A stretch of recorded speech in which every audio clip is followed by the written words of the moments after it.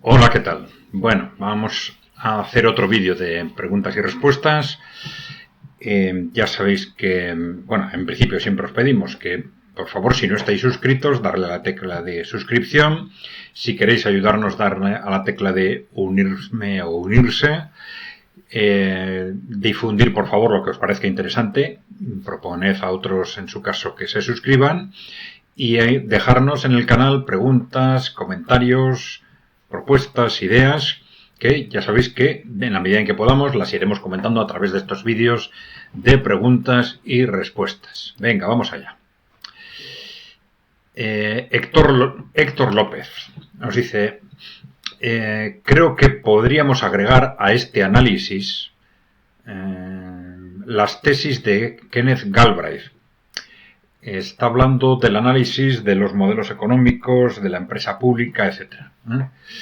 Bien, que Kenneth Galbraith, que plantea que cada vez más el nivel del nuevo modelo industrial para manufacturas sofisticadas, autos modernos, ordenadores. Claro, este análisis de Kenneth Galbraith tiene muchos años, ¿no? Estuvo muy de moda en los años 70, 80, ¿eh? Pero bueno, digo, un nuevo modelo industrial para manufacturas sofisticadas, autos modernos, ordenadores, submarinos, smartphones, etcétera, requiere y desarrolla una economía muy planificada, con apoyo importante del Estado a las grandes empresas de Estados Unidos, con cada vez menos mercado. Bueno, el análisis de Kenneth Galbraith, ya digo que estuvo muy de moda en su momento, pero la verdad es que fue bastante olvidado durante el periodo neoliberal. Claro, los análisis que son realmente importantes ahora en este sentido son los que se hacen en los países emergentes, en Asia en general, en China, en Asia en general, en Rusia, etcétera, ¿no? Pero en Occidente ahora es este autor o esta autora, Mariana Mazzucato, a ver si la veis, la que está de moda. Mariana Mazzucato, El Estado Emprendedor, tiene otros libros. Esta autora defiende el papel, la importancia del Estado como emprendedor, como agente activo en la actividad económica, ¿no? Es importante esta autora, sobre todo por el eco que se le está dando, no ya en círculos alternativos, sino entre las multinacionales, el Foro Económico Mundial, etcétera, ¿no? Que ya hemos dicho que esto es uno de los indicadores que nos están haciendo, bueno, pensar o nos está haciendo conscientes de en qué medida las grandes corporaciones están siendo conscientes ya desde hace años que el modelo actual está agotado y que hay que pasar a un nuevo modelo que tiene distintas variantes, pero que en general las multinacionales, auditoras y tal están aceptando que tendrá que ser un modelo más intervencionista que el modelo neoliberal. Independientemente de que el modelo propuesto, por ejemplo, por el Foro Económico Mundial y que durante años, y que aunque ahora parece, no se habla mucho de él, y que es posible que esté más o menos en el cajón, pero era un modelo fundamentalmente, vamos a decir, corporativista. Ya lo explicaremos otro día, si queréis. Bien. Julio Miranda Delgado cree que, bueno, perdona, para terminar sobre lo que dice Héctor López, evidentemente esas tesis de Kenneth Galbraith van a volver a ponerse de moda en la medida en que estas ideas de que tenemos que pasar a un modelo más intervencionista se extiendan. Entonces las tesis de Galbraith o las de Mazzucato u otras se van a circular con mayor fluidez. Venga.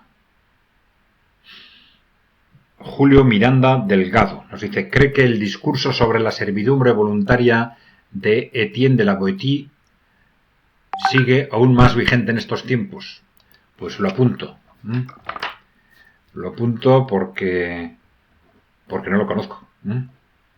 Y por lo menos voy a enterarme de qué se trata. Si quieres decirnos algo más, Julio, pues lo comentamos. Bien. Úrsula Mar. Vamos a ver. nos dice, es un comentario un poco largo, ¿no? Soy de Chile, las empresas estatales fueron privatizadas de forma generalizada y corrupta. Hace poco hubo una catástrofe natural que dejó sin suministro eléctrico a una gran parte de la capital por un tiempo insoportable. Bueno, esto sin la respuesta adecuada de la multinacional que tiene el monopolio. Sin embargo, la Constitución heredada de la dictadura prohíbe la empresa pública, aunque sea estratégica, ¿no? Mira, esto no lo sabía yo, no sabía que había llegado a ese extremo, ¿no?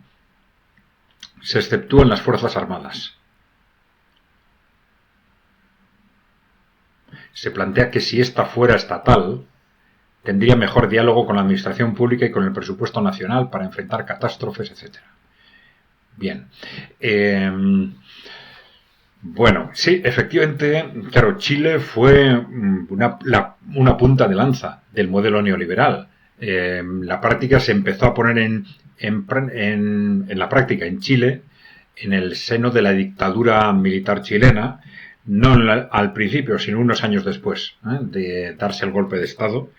Y esto fue una referencia también para los primeros modelos neoliberales de Occidente con Ronald Reagan y sobre todo con Margaret Thatcher.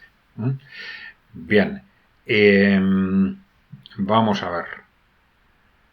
Efectivamente, estos problemas sobre todo, claro, este es uno de los casos más evidentes, ¿no?, de grandes empresas en situación de monopolio. Monopolio, ya sabéis que es cuando hay en un sector determinado de actividad hay una única empresa, ¿no? Entonces, empresas o actividades en situación de monopolio que se privatizan han generado problemas extraordinarios en muchísimos sectores, en muchísimos países, ¿no?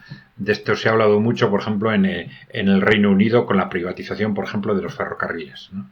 A partir del momento en que se privatizan los ferrocarriles, se pensaba que todo iba a ser mejor y más eficiente y sucedió lo contrario, es decir, que se fue deteriorando la calidad y se fueron disparando los precios, ¿no?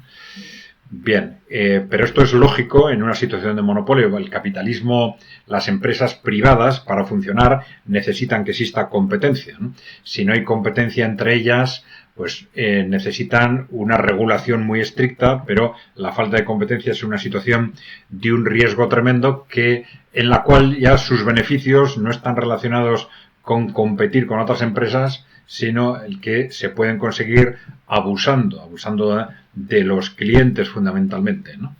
O también de los proveedores, según. Bien. Germán 5000 dice: la industria bélica rusa es estatal o de empresas públicas. Menudo palo de eficiencia, ahorro y competitividad para anglijuelas neoliberales y vasallos occidentales, dice. Bueno, este es un caso muy interesante, efectivamente, de los últimos años. Porque en estos últimos años se ha visto con mucha claridad el desastre que la gestión privada del sector armamentístico está suponiendo en Estados Unidos, por ejemplo, ¿no?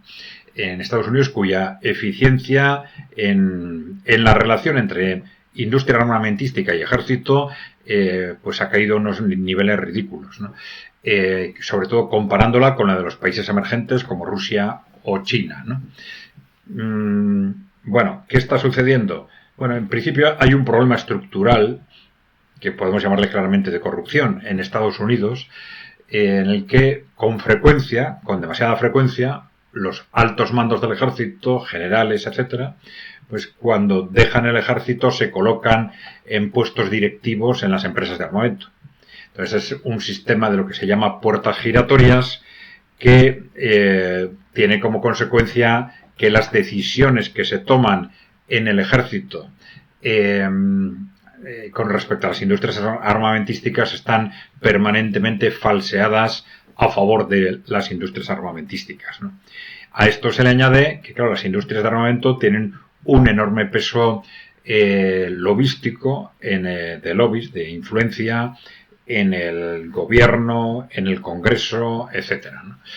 Y claro, esto ha generado pues enormes problemas con nuevos proyectos, por ejemplo, que salen mal, proyectos que nunca deberían haberse abordado y se abordan, o proyectos que salen bien pero 10 veces más caros de lo que debían salir. Esto se ha ido repitiendo de tal forma y con tanta frecuencia en el sector armamentístico, en esa interrelación entre sector armamentístico y ejército, que ha ido distorsionando permanentemente la eficiencia de este sector, de esta industria en Estados Unidos, ¿no? Estados Unidos gasta tanto como en defensa como los 20 países siguientes. Aunque, y a pesar de eso, desde luego, los resultados que consigue de esa enorme inversión son proporcionalmente tremendamente bajos, ¿no? Aún así, aún teniendo en cuenta que Estados Unidos tiene que mantener no solo su propia estructura, vamos a decir, defensiva, sino 800 bases militares en el extranjero, etcétera, ¿no? Bien. Sobre el sector, lo que se ha llamado el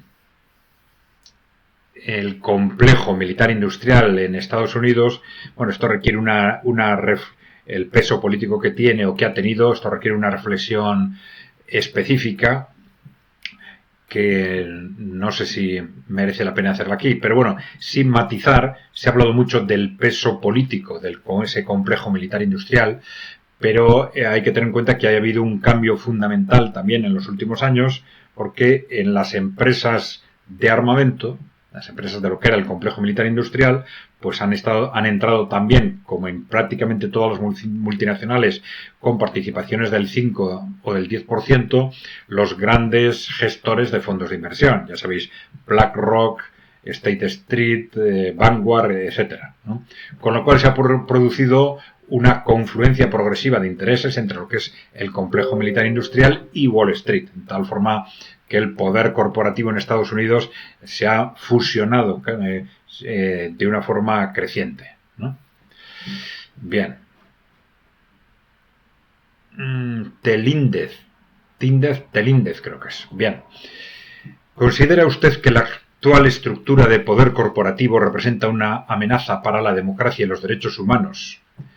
Bueno, evidentemente, no es que represente una amenaza, es que ha hecho, ya lo hemos dicho repetidamente para el caso de Estados Unidos, que es el más evidente si se quiere, pero ha hecho imposible que ni siquiera aparezca una democracia. Es decir, no es solo que se pueda poner en peligro los derechos civiles que ahora existen, sino que ha hecho imposible que haya una democracia. No hay democracia si el poder...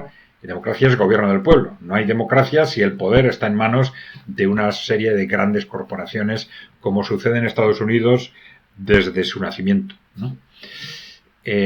Para los derechos humanos, bueno, esta es otra cuestión. Derechos civiles existen, claramente, y es un activo importante de Estados Unidos y de Europa, pero evidentemente esos derechos humanos se respetan en la medida en que sean compatibles con ese poder corporativo, ¿eh? Y de hecho se han ido respetando y aceptando incluso derechos como el sufragio universal en la medida en que ese poder corporativo ha ido controlando la opinión pública a través de los medios de comunicación, a través de la industria cultural, a través del sistema educativo, de tal forma que esos derechos humanos no han puesto en peligro el poder y el enriquecimiento de esas grandes corporaciones. El problema es que ahora mismo esas grandes corporaciones occidentales están en una situación de pánico por ya hemos comentado, la triple amenaza que están sufriendo. La amenaza de los países emergentes, que hacen peligrar ese poder unipolar de las grandes corporaciones occidentales y que nos están llevando hacia un mundo multipolar. Una segunda amenaza, que es Internet, que está amenazando la pérdida por lo menos parcial, de ese control de la opinión pública que han tenido las grandes corporaciones, sobre todo en los últimos 30 años. Y por último, se sienten amenazados por el desgaste o el agotamiento del modelo económico neoliberal, que es el que le sostiene, ¿no? Bueno, entonces en esa situación de amenaza es cuando empiezan a peligrar los derechos humanos, porque esas grandes corporaciones que controlan el poder político, en la medida en que se sienten amenazadas por la población, pues empiezan a plantearse controles a pues a los derechos de opinión, de reunión, de representación, etcétera, ¿no? Y esta es la situación en la que estamos. Esto es lo que explica estos movimientos crecientes para empujar la censura, sobre todo en Internet, ¿no? Además de algunas restricciones de derechos civiles que surgen de vez en cuando, pues ya de forma progresiva desde la Ley Patriota de Estados Unidos del año 2002, ya, y de forma muy reciente, por ejemplo, en Gran Bretaña durante las últimas semanas, ¿no? Bien, continuando con Telíndez, nos dice, además, ¿consideraría usted que algunas corporaciones actúan como grupos criminales? Y si es así, ¿cómo se podría abordar ese problema? Bueno, una cosa es que las corporaciones actúen como grupos criminales y otra cosa es que las personas que controlan esas corporaciones actúen como grupos criminales. Que hay casos en los que en ocasiones esto sucede, es evidente. Hay testimonios repetidos sobre, por ejemplo, la implicación de grandes corporaciones financieras pues, en el tráfico de armas o en el tráfico de drogas, etcétera, ¿no? En el blanqueo de capitales, ¿no? Hay también, ya desde otro punto de vista, siempre mencionamos el aspecto más, por ejemplo, el más siniestro del control corporativo, que está relacionado con el tráfico de personas, tráfico sexual, sobre todo tráfico sexual de niños, ¿no?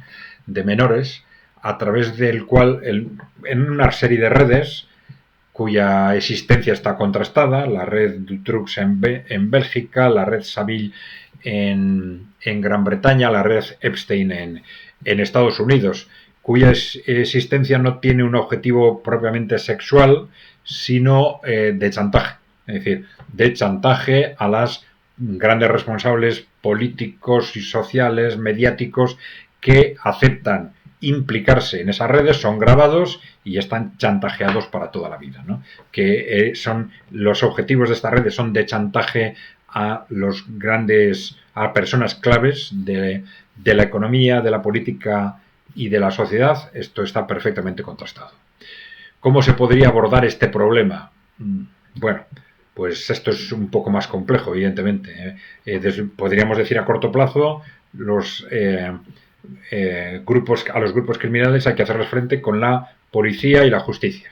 Bien, pero para que esto suceda, evidentemente necesitamos un sistema político, gobiernos que no estén atados por las grandes corporaciones, claro, porque esto es lo que no les deja hacer lo que deberían hacer, ¿no? Entonces necesitamos cambio político, evidente. Necesitamos cambio político para que nuestros gobiernos no dependan de las grandes corporaciones. Así de claro. Y esto exige en Europa y en Estados Unidos exige una verdadera ruptura política. Ruptura política que nosotros creemos que se va a dar. Creemos que se va a dar porque independientemente de las fuerzas internas que siempre tienen una capacidad limitada, pero que se están moviendo en esa dirección, tenemos sobre todo el empuje de los países emergentes que están cambiando el mundo, están cambiando la configuración del mundo y están asegurando que dentro de unos años ese poder corporativo occidental va a ser derribado. Y esto es lo que está haciendo que ese poder corporativo, todos estos elementos, esté en situación de un pánico incluso inmediato, porque están relacionando ya ese asalto de los países emergentes con la victoria de Rusia en Ucrania, así de claro. Bien. Héctor López.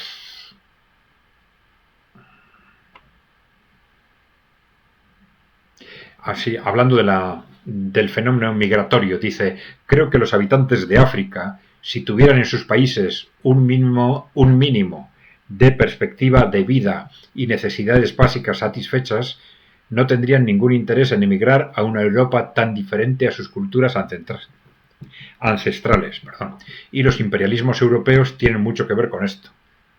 Sí, evidentemente, los imperialismos europeos en el periodo colonial y también después en el periodo neocolonial, manipulando a los gobiernos o controlando, amenazando o chantajeando a los gobiernos para disponer de los recursos de estos países, ¿no? Bien, efectivamente, estos fenómenos migratorios necesitan, por un lado, ciudadanos en los países de los que parten, ciudadanos que estén en una situación de pobreza relativa importante, de mucha pobreza, porque en principio, no, salvo excepciones, normalmente la gente no quiere irse de su país simplemente por estar un poco mejor. Si se van de su país es porque quieren ir a una situación muchísimo mejor. Muchísimo mejor. Bueno, pero esa es una de las partes. La otra base de ese movimiento es la existencia de empresarios deseosos de reducir sistemáticamente o drásticamente el coste de la mano de obra. Ya hemos dicho que estos movimientos suelen ser al final un desastre, tanto para los países de origen, a los que desangran, como para los países de destino. En estos países de destino, estos movimientos, ya sabéis, tienen dos objetivos. Esto lo viene diciendo el movimiento obrero desde el siglo XIX. Primero, explotación masiva de mano de obra desproporcionadamente barata. Y segundo, construir una sociedad dividida y, por lo tanto, más dócil. Las sociedades divididas son más dóciles frente al poder, frente a los que tienen el poder, que son los que realmente han creado el problema, pero si como consecuencia del problema consiguen crear una sociedad dividida, pues estupendo para ellos. Y uno de los comentarios repetidos en este sentido es que gracias a estos procesos migratorios, pues el poder corporativo occidental o europeo, si queréis, pues está intentando conseguir una Europa sumisa, una Europa controlada para 3 generaciones, para 100 años aproximadamente. Bien. No es lo que parece. Bueno, dice, me gustó mucho el programa sobre la empresa pública, muy interesante, clarificador de ideas. Sí, bueno, ya sabéis que hay 2 vídeos recientes sobre este tema. Hemos explicado sobre todo por qué es importante. Es importante porque las grandes empresas privadas, del hecho de que las grandes empresas sean privadas o no, depende que sea posible o no la existencia de democracia. Las grandes empresas privadas, de forma natural, tienen tanto poder económico que acaban controlando la economía, controlando la sociedad, controlando la política, controlando los medios, controlando la opinión pública. Entonces, el que sea posible o no, o sea lógico o no, que esas empresas, grandes empresas, sean públicas o privadas, es esencial desde este punto de vista, y también porque es la base para decirnos para poder configurar un modelo económico u otro, un modelo económico neoliberal, intervencionista, de una clasificación u otra, ¿no?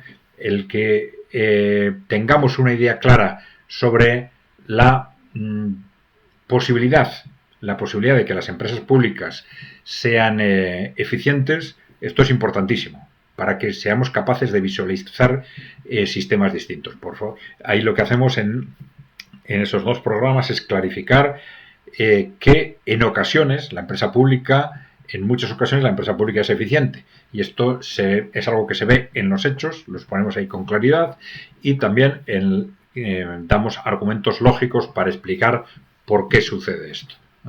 Estamos hablando fundamentalmente, ya sabéis, de la gran empresa. Pero sí, por favor, este es un tema muy importante.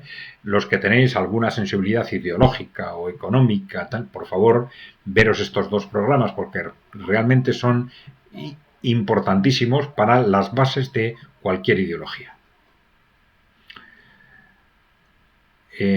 Vamos a ver.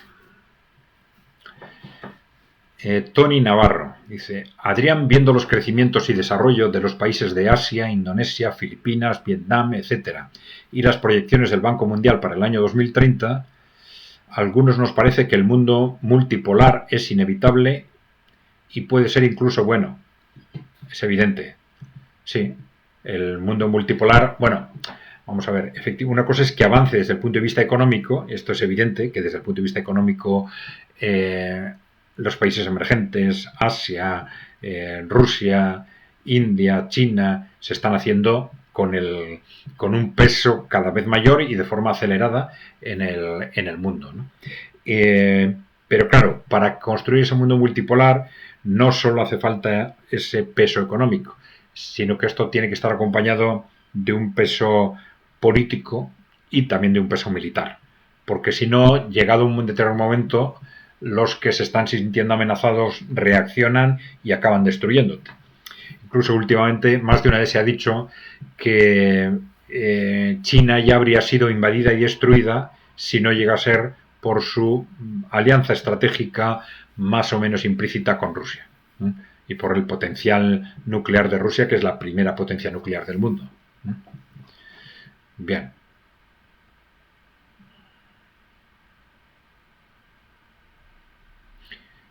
SVG Clínica Dental nos dice: podría elegir y preparar previamente algunas de las preguntas y aprovechar para educar en estos temas.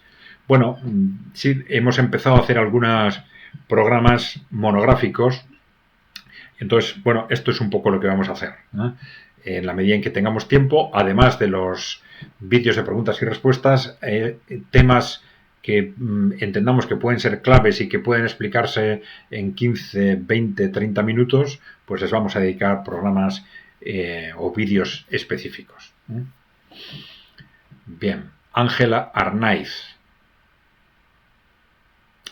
En México hoy sí hay democracia del pueblo. López Obrador es expresión de esa democracia. Bueno, esto requiere un análisis muy de fondo sobre México. Desde fuera yo no me atrevería a decir tanto como eso, pero bueno, pues los mexicanos deberían opinar. Hay que tener en cuenta que no es suficiente con que el pueblo tenga capacidad de designar un gobierno. Ese gobierno es libre de actuar. López Obrador ha hecho durante estos años lo que le hubiera gustado hacer para defender los intereses del pueblo, porque es innegable también en México que hay una mediatización muy importante de esos poderes corporativos y de Estados Unidos.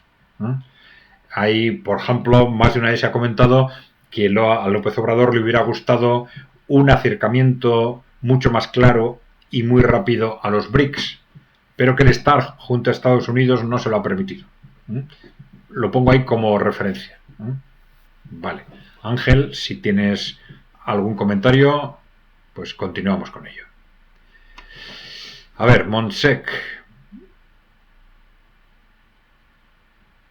Acabo de ver su vídeo de los 6 modelos. Me gustaría saber cuál es el cuarto modelo, el de los países emergentes. Bueno, esto es antes de que hiciéramos un vídeo específico sobre ese modelo emergente. Ya lo hemos hecho. Luego nos han pedido hacer uno sobre cada uno de los modelos. Iremos haciéndolo, probablemente. A ver. Leise 3 nos dice: por desgracia, pienso que el America First de Donald Trump, America First, primero América, ya sabéis, es el lema original de Donald Trump, se parece mucho al Deutschland über alles, Alemania sobre todos, del nazismo. Puede que esté equivocado, pero lo siento así. Muchas gracias por vuestro trabajo.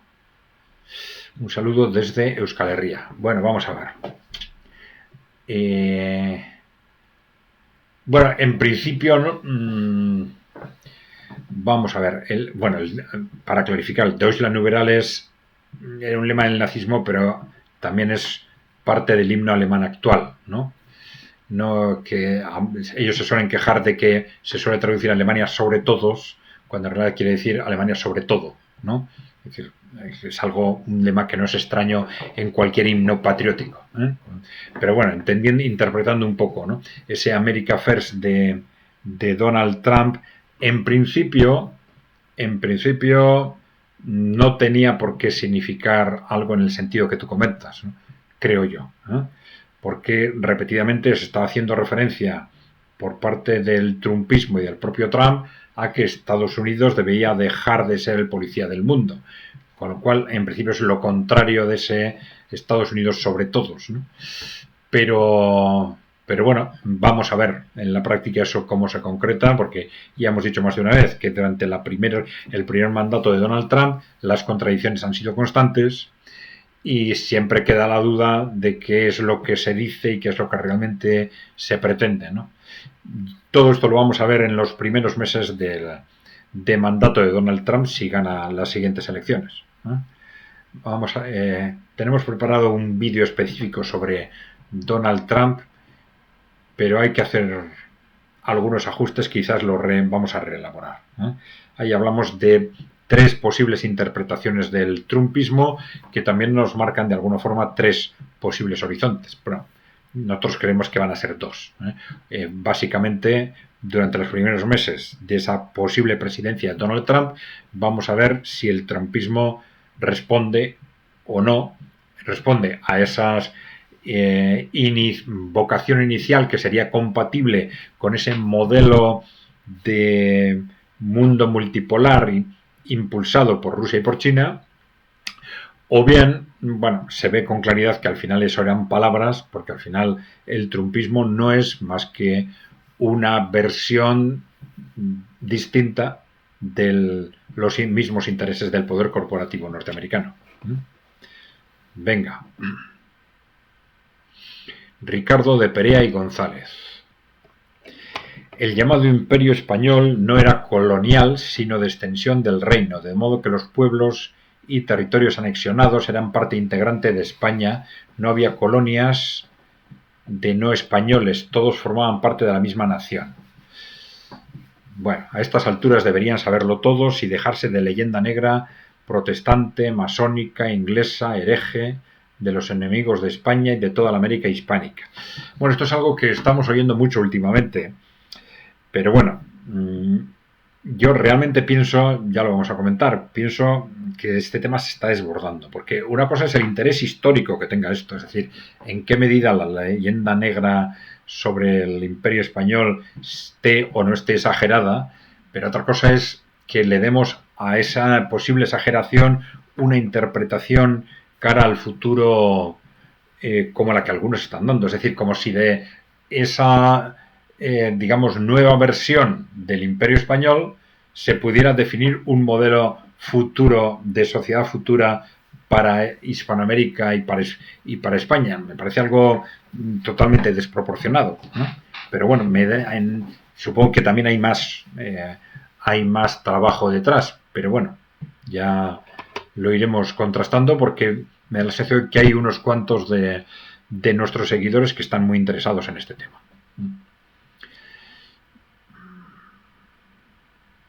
Bueno, pues precisamente Juan José Cate, en la misma línea, ¿no? Dice, me ha decepcionado la respuesta que ha dado sobre el Imperio Español. Desconocimiento o miedo a parecer algo hispanista. ¿Es nacionalista vasco? Bueno, vamos a ver. Esto es una pregunta curiosa, o 2 preguntas curiosas. Pero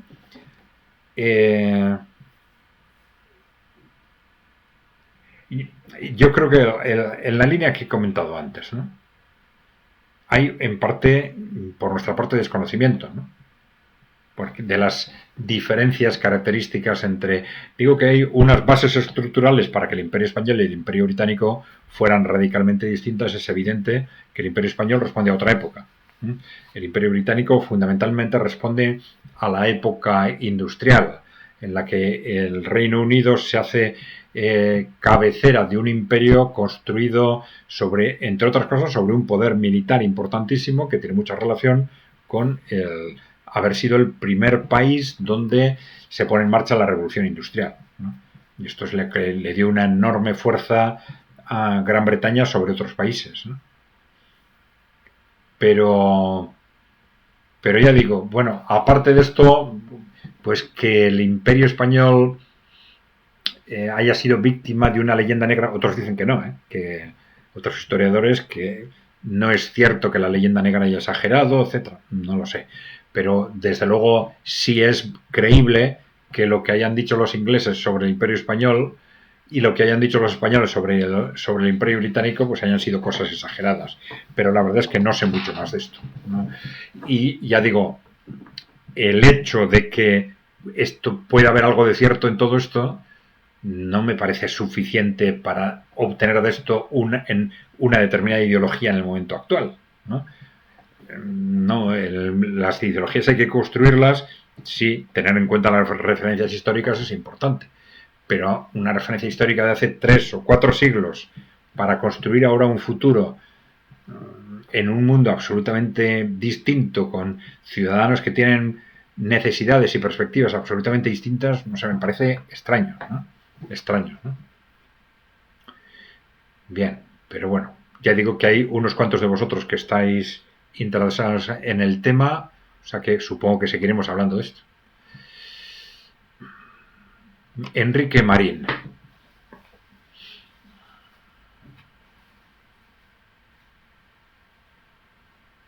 Bueno, está hablando lo mismo de lo del tema de la empresa pública, que es importante para rebatir a los que se dedican a repetir lo que les dicen los medios de comunicación, ¿no? Bien, esta es una clave fundamental de este tema, porque a mucha gente le resulta sorprendente, y es lógico, como a nosotros nos pasaba hace 10 años, a mucha gente le resulta sorprendente que cuestionemos este tema, es decir, que podamos plantear que la empresa pública puede ser eficiente, ¿no? Y esto es así porque no como consecuencia de un análisis, sino como consecuencia de, como todo el mundo dice que la empresa pública no funciona, pues será así. Y como los medios de comunicación no hacen más que repetirlo una y otra vez, será así. Bueno, pues nosotros creemos que no es así, y los que tengáis dudas, por favor, veros esos 2 vídeos porque es un tema fundamental. Bueno, pues ya estamos casi en los 40 minutos. Si os parece, vamos a dejarlo aquí. Ya sabéis, por favor, los que no estéis suscritos, darle a la tecla de suscribiros. Los que si estéis ya suscritos, si queréis ayudarnos, darle a la tecla de unirme o unirse. Difundir lo que os parezca interesante, proponer a otros que se suscriban y dejarnos propuestas, ideas, comentarios, preguntas, y las iremos tratando o respondiendo en la medida en que podamos en estos vídeos de preguntas y respuestas. Nada más. Gracias por todo. Un saludo.